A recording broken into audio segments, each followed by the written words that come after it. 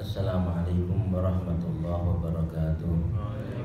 Nawaitu ta'alluma wa ta'lim wal mudzakarata wa tadhkir wa naf'a wal intifa' wal ifadata wal istifadah wal hatta 'ala tamassuki bi kitabillah wa sunnati rasulih wa du'a ila al-huda wa dalalata 'ala al-khair ibtigha wajhillahi ta'ala wa ridatihi wa thawabihi wa qurbihi subhanahu wa ta'ala. Alhamdulillah. Alhamdulillahilladzi hadana li hadza wa ma kunna linahtadiya laula an hadana Allah. Asyhadu an la ilaha illallah wahdahu la syarika lah wa asyhadu anna sayyidana wa maulana wa habibana wa syafi'ana wa qurrata a'yunina Muhammadan abduhu wa rasuluh wa habibuhu wa safiyuhu wa khaliluh. Allahumma shalli ala khatmi anbiya'i wa sayyidi rusulih wa imami ahli haqiqatin wa sahbatika min khalqika sayyidina Muhammadin wa ala alihi wa sahbihi wa sallim wa unsurna bihi wa aslih syu'unana wa syu'una ummatihi ajma'in amma ba'd. Alhamdulillah, para hadirin hadirat dan semuanya kaum muslimin dan muslimat dimanapun kita berada, marilah kita bersyukur lagi dan lagi kepada Allah Subhanahu wa ta'ala atas karunia-karunia, nikmat-nikmat, anugerah-anugerah yang telah diberikan oleh Allah Subhanahu wa ta'ala kepada kita, baik yang zahir ataupun yang batin. Allah Subhanahu wa ta'ala dan yang telah memberikan kenikmatan dengan sempurna untuk kita semuanya. Dan Allah Subhanahu wa ta'ala masih memberikan kita kesempatan sehingga kita bisa masih melaksanakan ibadah yang diperlukan oleh Allah Subhanahu wa ta'ala di bulan yang suci ini, yaitu bulan Ramadan. Mudah-mudahan Allah Subhanahu wa ta'ala menerima puasa kita, menerima qiyamul lail kita, dan juga amal-amal kita yang kita kerjakan di bulan yang suci Ramadan ini, dan mudah-mudahan akan berulang terus dan terus sampai tahun-tahun yang akan datang, teruskan dan dilanjutkan oleh anak dan cucu kita ila yaumil qiyamah. Allahumma amin. Sampai di dalam pembahasan hadis-hadis Rasulullah SAW. Dalam hadis yang selanjutnya, mari kita baca sama-sama Al-Hadisul Hadi Wassalasun, hadis yang ke-31.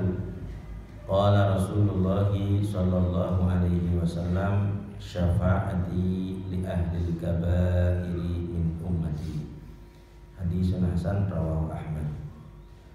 Wala bersabda Rasulullah sallallahu alaihi wasallam, syafaati, syafaatku, li ahlil kabairi, untuk orang-orang yang berbuat dosa-dosa besar, min ummati, dari umatku.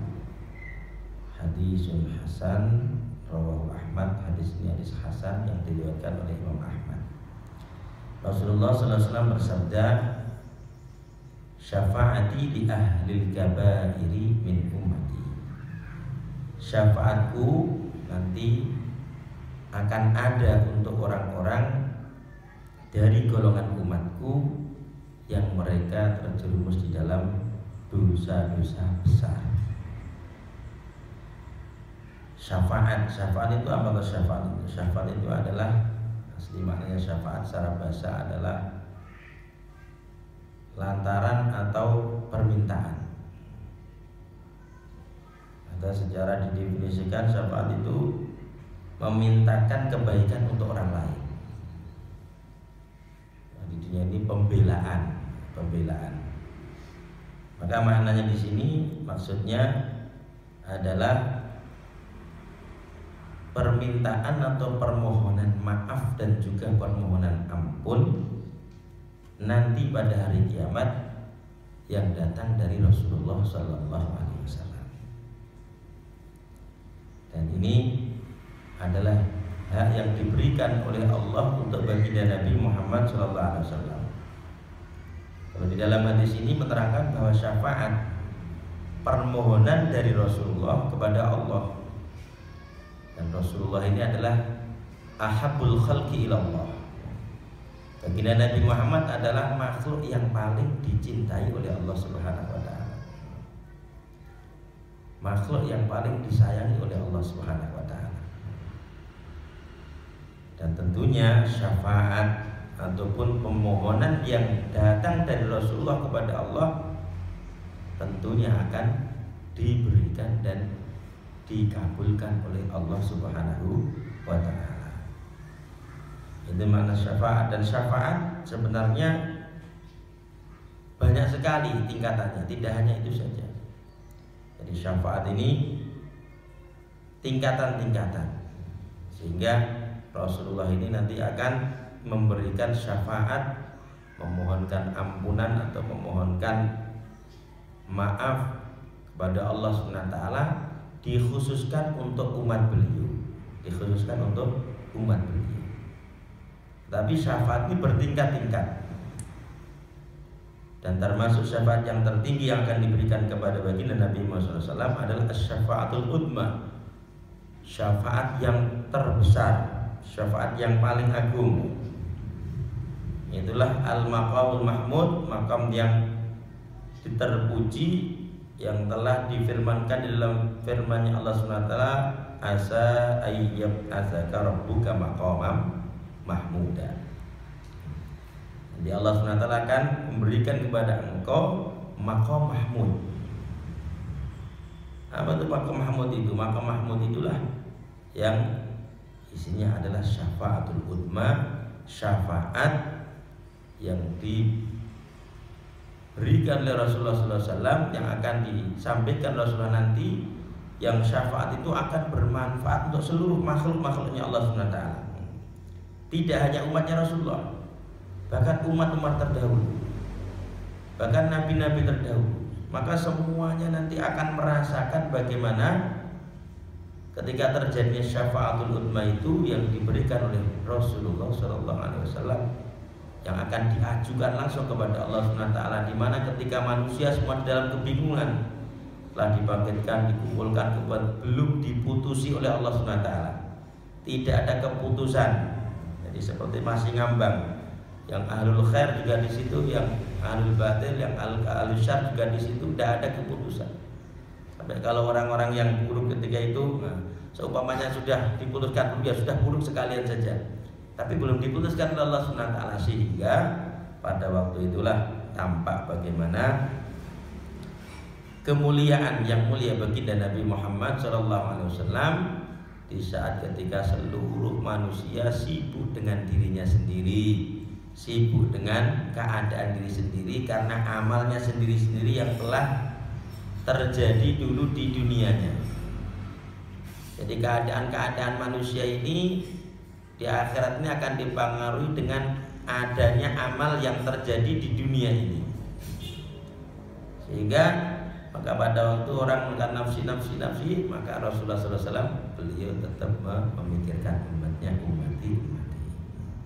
Tetapi dari Subhanahu Ta'ala di waktu itulah ketika setiap nabi tidak ada yang berani menghadap pada Allah Subhanahu Ta'ala.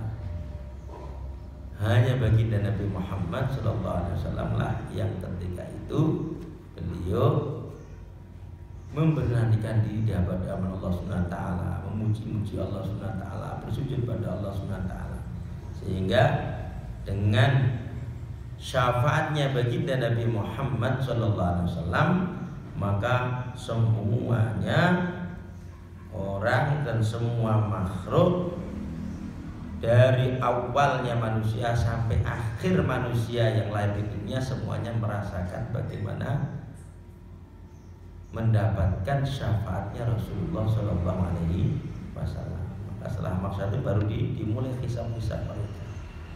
Ini syafaat yang ditampakkan, syafaatul udma, syafaat yang terbesar yang nanti akan terjadi pada seluruh umat dan seluruh manusia, seluruh makhluk. Waktu itu semuanya akan merasakan manfaatnya syafaatnya baginda Nabi Muhammad Sallallahu Alaihi Wasallam. Ada juga syafaatnya Nabi yang sifatnya itu syafaat itu adalah untuk memasukkan di antara umat ini ke dalam surga dengan tanpa hisab, tanpa hisab. Jadi di antara syafaatnya Nabi untuk umat ini, bahwa nanti akan ada syafaat Nabi dikhususkan untuk umat ini bahwa umat ini akan ada di antara mereka golongan orang-orang yang masuk surganya tanpa hisab. Jadi tidak dihitung lagi oleh Allah, tidak dipertimbangkan lagi oleh Allah SWT, tidak dihitung-hitung lagi apa yang terjadi dari amal-amal yang terjadi di dunia.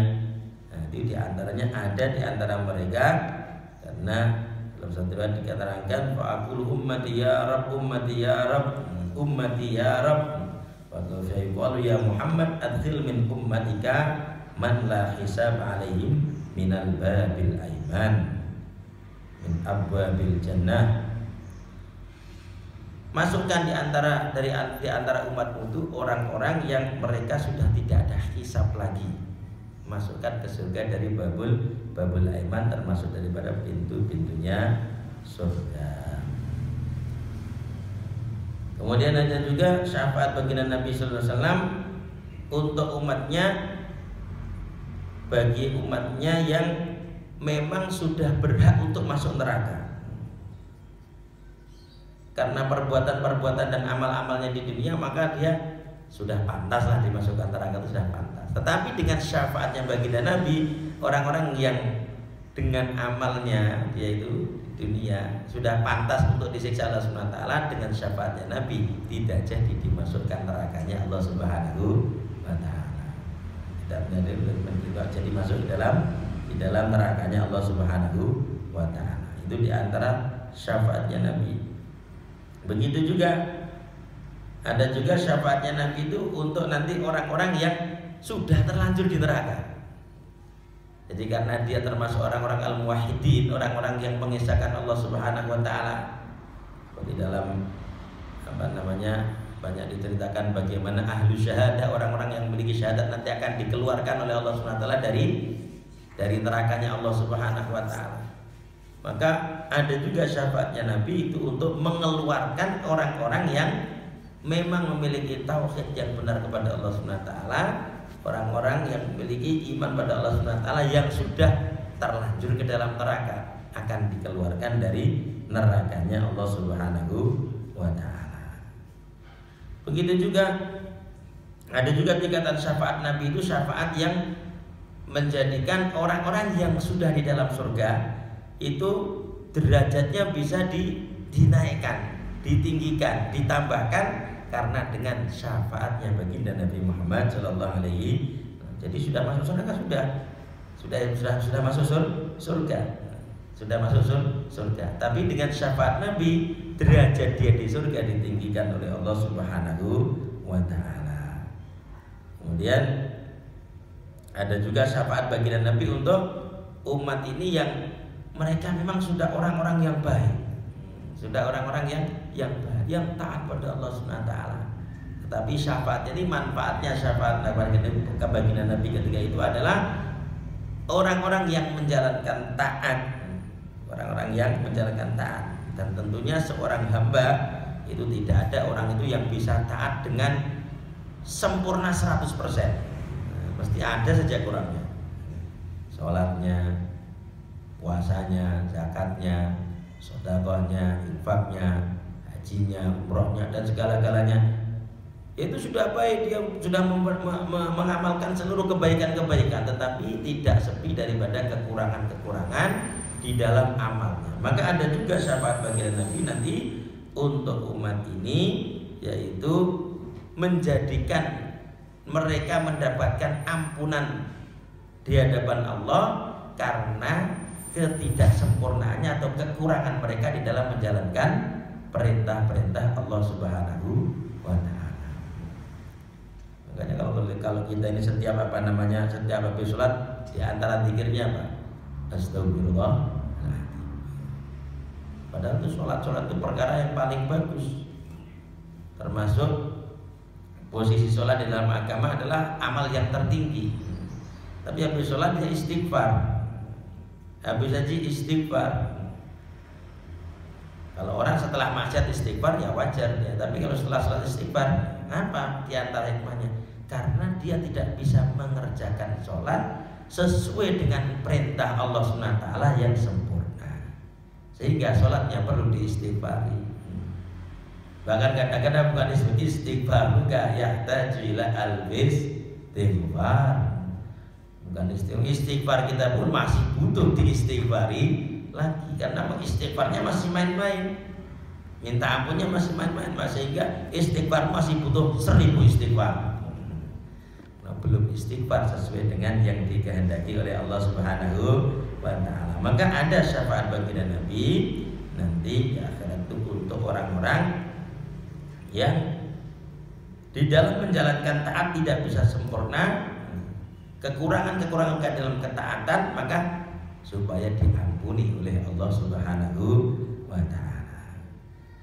Kemudian ada juga syafaat baginda Nabi sallallahu alaihi wasallam, yang mana syafaat ini terjadi dan juga diberikan kepada sebagian orang-orang yang sudah kekal dalam neraka.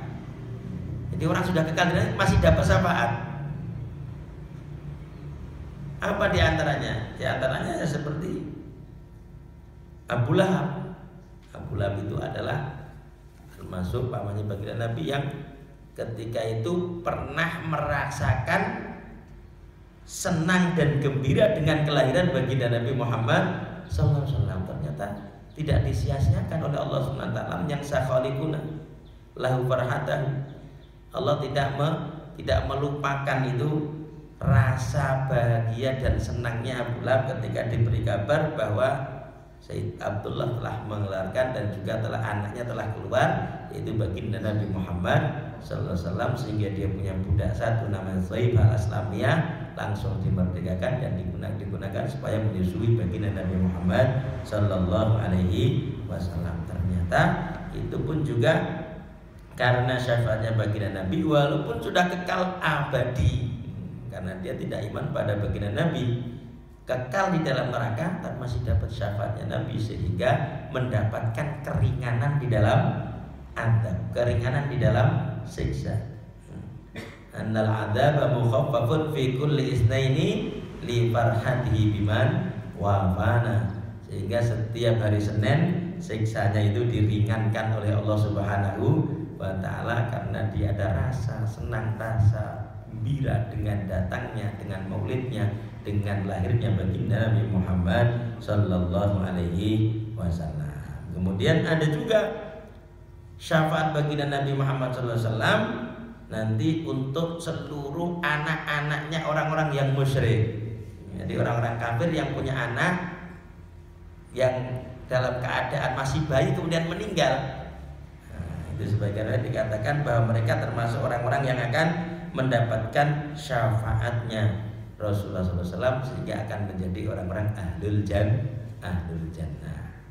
Jadi tingkatan-tingkatan syafaat itu banyak sekali, dari syafaat uzma yang tertinggi dan syafaat-syafaat yang lain. Mudah-mudahan Allah SWT berikan kita syafaatnya yang mulia baginda Nabi Muhammad sallallahu alaihi wasallam dari seluruh derajat-derajat yang diberikan oleh Allah kepada baginda Nabi dalam syafaat. Mudah-mudahan kita mendapat bagian daripada syafaatnya baginda Nabi Muhammad sallallahu alaihi wasallam. Dan ini khusus syafaat li ahlil kabair min ummati, untuk umatnya Rasulullah yang mereka terpeleset, terlanjur melaksanakan dosa-dosa besar. Ya, ada dosa, ada yang mendefinisikan dosa besar itu dosa yang ada hadnya, ada hukuman dari agama yang berat, atau ada ancaman yang berat, dosa besar seperti zina, kemudian seperti mencuri. Ini diantara dosa-dosa besar yang dikerjakan oleh orang iman. Orang iman kalau misalnya dosa, maka ada dosa besar, ada dosa kecil. Kalau dosa-dosa yang tidak ada hadnya itu dianggap dosa kecil. Tapi kalau orang iman menyikapi dosa, sebenarnya dosa itu tidak ada yang besar dan kecil, karena dia bersalah, dia akan bersuara di hadapan Zat yang maha besar, yang maha agung, yang maha segala-galanya, yang maha pemberi rezeki, yang maha menghidupkan, yang maha mematikan, yang maha menyempurnakan segala fasilitas kita. Kalau kita itu berbuat salah walaupun sedikit, ya harus dirasa itu besar di hadapan Allah Subhanahu wa ta'ala. Tetapi ini ada janji khusus karena rahmatnya baginda Nabi Muhammad SAW, karena kasih sayangnya Nabi Muhammad SAW, sampai orang yang terlanjur terjerumus di dalam dosa besar pun nanti masih ada harapan untuk mendapatkan syafaatnya baginda Nabi Muhammad SAW. Jadi, tapi jangan dijadikan dalil ini bahwa wah berarti boleh melaksanakan dosa besar. Nah, nanti kita harapkan syafaatnya. Bukan, ini bukan untuk menjadikan orang berani melaksanakan dosa besar, tetapi kalau di antara umat ini ada yang terjerumus dalam dosa besar, masih ada harapan untuk mendapatkan syafaatnya baginda Nabi Muhammad Sallallahu Alaihi Wasallam. Itulah di antara yang ditunjukkan rahmatnya, kasih sayangnya, besarnya kasih sayangnya Rasulullah kepada umat baginda Nabi Muhammad Sallallahu Alaihi Wasallam. Nah, kalau sikapnya baginda Nabi dengan umatnya yang berbuat dosa besar seperti itu, apalagi umatnya yang menjaga dirinya dari dosa-dosa besar, apalagi dia menjaga diri dari dosa-dosa baik yang kecil ataupun yang besar, menjaga dirinya untuk selalu menjaga kewajiban, menjaga sunnah baginda Nabi, tentunya rahmat dan juga kasih sayang Nabi akan lebih besar kepada mereka-mereka. Semoga Allah SWT memberikan kita syafaatnya baginda Nabi Muhammad SAW. Al-hadis tsani wa salasun, hadis yang ke-32.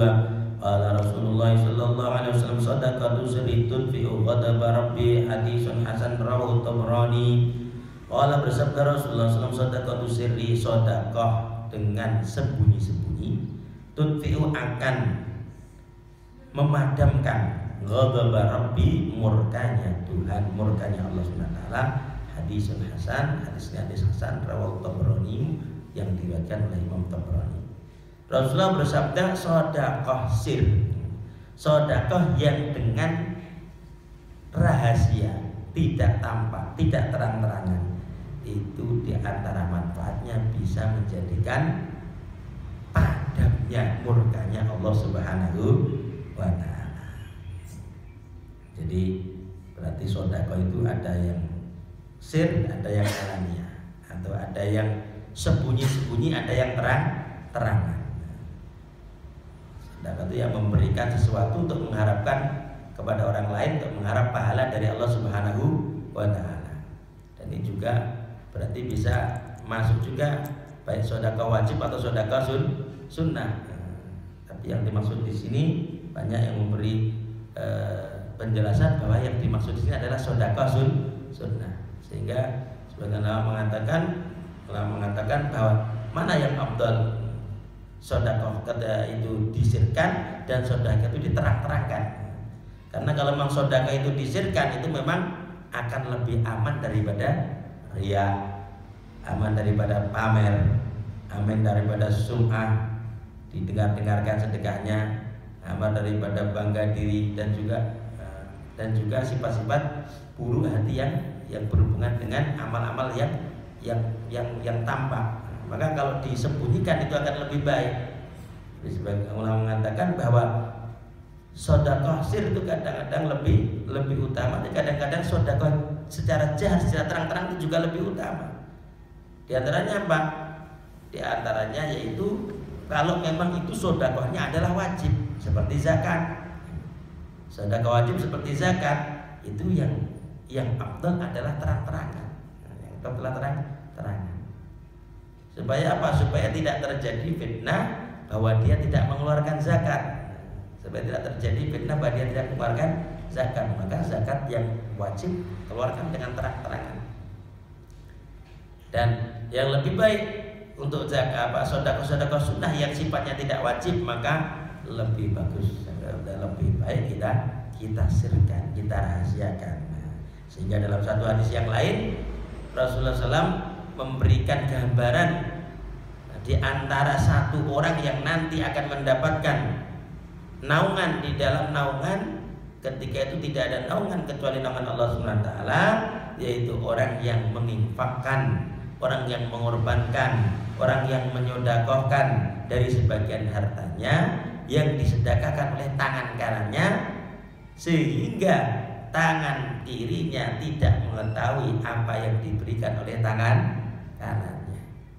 Itu saking rahasianya, saking sirnya, saking tidak nampaknya. Bukan sampai orang yang kedua, ketiga, orang sampingnya, tetangganya, dan orang temannya, enggak. Tetapi sampai tangan kirinya saja tidak tahu. Tangan kirinya dia sendiri, padahal tangan kiri adalah tangan yang terdekat dengan tangan kanan, dan dia selalu bergandengan terus karena menjadi dua tangan kanan dan kiri kesempurnaan, sampai yang kiri dia tidak tahan. Kalau sekarang bukan, kadang-kadang beri di mana-mana statusnya beri kabeh, bukan hanya tangan kirinya dia, tangan kanannya orang, tangan kanan siapa, semuanya biar tahu semuanya. Mudah-mudahan Allah menjaga niat kita masing-masing, sehingga di dalam memberikan setiap apapun dijaga niatnya hanya karena Allah Subhanahu wa ta'ala. Jadi apakah perlu dipoto, apa perlu dikirimkan, apa perlu dimasukkan status, ya itu termasuk sedekah yang jahar. Mudah-mudahan dijaga niatnya oleh Allah Subhanahu wa ta'ala. Saya kira ya kalau yang paling selamat juga usah. Kenapa? Ya untuk menjaga kita ini, jaga hati itu sangat sulit sekali.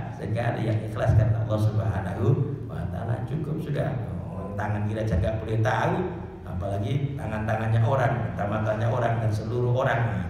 Jangan kau udah diumumkan biar tahu semuanya, sak dunia bertahu kabeh kamu memberi dan sebagainya. Maka saya kira lebih selamat bila mana kita ini tidak disebarkan kemana-mana. Ya sudah, kalau kamu beri ya beri saja, beri orang, tetap menjaga niatnya. Bagaimana niat di dalam memberi hanya karena Allah Subhanahu wa ta'ala, supaya mendapatkan di antara ampunan Allah Subhanahu wa ta'ala dan bisa juga memadamkan murkanya Allah Subhanahu wa ta'ala. Ini pentingnya sedekah, dan juga kita bagaimana berusaha untuk bersedekah dengan sesir mungkin. Dan sedekah itu tidak perlu harus nominal yang banyak, tidak.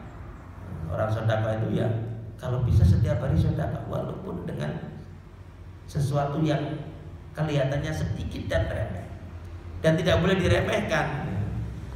Takutlah kamu kepada neraka walau bisyikki tamrah, kata Nabi, walaupun dengan separuh daripada kurma. Jadi separuh kurma itu tidak boleh diremehkan. Kalau kamu sedekah walaupun separuh kurma, apalagi 1, 2, 3, 4 dan seterusnya, 1 kilo, 2 kilo, sekitar 2 ton, seton, 2 ton dan sebagainya, yang banyak. Separuhnya kurma itu kalau diterima oleh Allah Subhanahu wa ta'ala bisa menjaga diri kita daripada murkanya Allah yang ada di nerakanya Allah Subhanahu wa ta'ala. Maka ini menyemangatkan kita untuk bersedekah dan juga untuk menjaga adab di dalam sedekah. Yang terbaik di dalam sedekah sunnah memang semakin itu rahasia, bahkan semakin diri kita sudah tidak mengetahui, tidak menyebut-nyebut sedekah, itu akan lebih selamat di hadapan Allah Subhanahu wa ta'ala. Ini juga hadis menunjukkan bahwa sedekah secara sembunyi-sembunyi itu lebih afdal daripada saudara secara terang-terangan. Juga diambil kesimpulan bahwa bagaimana setiap orang itu memiliki rasa untuk mendapatkan ridhonya Allah SWT, jangan sampai mendapatkan murkanya Allah SWT. Karena kalau orang sudah dimurkai oleh Allah SWT, walaupun semua orang ridho, walaupun semua orang itu puas, walaupun seluruh dunia itu setuju kalau Allah itu tidak ridho, Allah itu murka, maka dia tidak akan selamat di dunia dan di akhiratnya Allah Subhanahu wa ta'ala. Mudah-mudahan Allah Subhanahu wa ta'ala memberikan kita taufik dan hidayah, sehingga kita bisa menyisihkan, bisa mengeluarkan sebagian yang direzekikan oleh Allah untuk kita sebagai nikmat rezeki untuk kita. Kita keluarkan sebagian untuk orang-orang yang di sekitar kita dengan cara serahasia-rahasia mungkin, sehingga Allah SWT mendapat memberikan kepada kita ridhonya dan menjauhkan kita dari murkanya Allah Subhanahu wa ta'ala. Wallahu a'lam. Ya Rabbana a'tarafna bi annana qadarafna wa annana asrafna ala Allah ashrafna wa tub alaina tauba tagsilu kulla hawba wastur lana al-amrati wa aminir rawati waghfir li walidina rabbi wa mauludina wal ahli wal ikhwani wa sairil khillani wa kulli dhi mahabbah wal muslimina ajma'in rabbi isma fadlan wa judan man nala bi'tisabin minna bil mustafa rasulina Allah bi kulli sudi sallallahu wa sallam rabbi alaihi abdal habbi wa alihi wa sahbihi dadatan susuhbi walhamdulillahi fil bad'i wa tanahi ashhadu an la ilaha illallah astaghfirullah nas'aluka al-jannata wa na'udzu bika minan nar ashhadu الله نسألك الجنة ونعوذ بك من النار أشهد أن لا إله إلا الله أستغفر الله نسألك الجنة ونعوذ بك من النار الله